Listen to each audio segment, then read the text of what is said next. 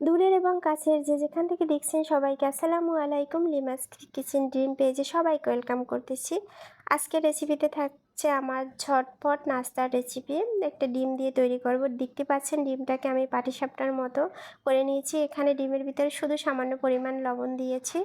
আর একটা বেটার তৈরি করে নিয়েছি। পাটিসাপটার যে বেটারটা কম বেশি আমরা সবাই তৈরি করতে পারি। এখানে আমি চালের গুঁড়া, ময়দা, চিনি, গুঁড়া দুধ, স্বাদ মতো লবণ ব্যবহার করেছি। আর ঘনত্বটা পাটিসাপটার যে ঘনত্বটা থাকে সেভাবেই, এখানে আর বলার কিছুই নেই।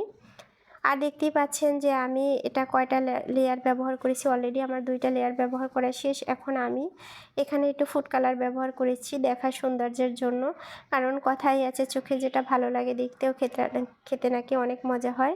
তো এটা সত্যিই কিন্তু খেতে অনেক মজা হয়। আমি কিন্তু প্রায় আমার বাচ্চাদেরকে এটা খুব ঝটপট তৈরি করে দিতে পারি যখন হাতের কাছে কোনো কিছু না থাকে। এটা চাইলে আপনার বাচ্চাদের টিফিনে তৈরি করে দিতে পারেন, অতিথি আপ্যায়নও দিতে পারেন। তো এখানে আমি আবার সামান্য পরিমাণ কিছু তেল দিয়েছি, কারণ পিঠাটা ভালো করে জানি তেলে ভাজা হয়ে যায়, কাঁচা থাকে না জানি।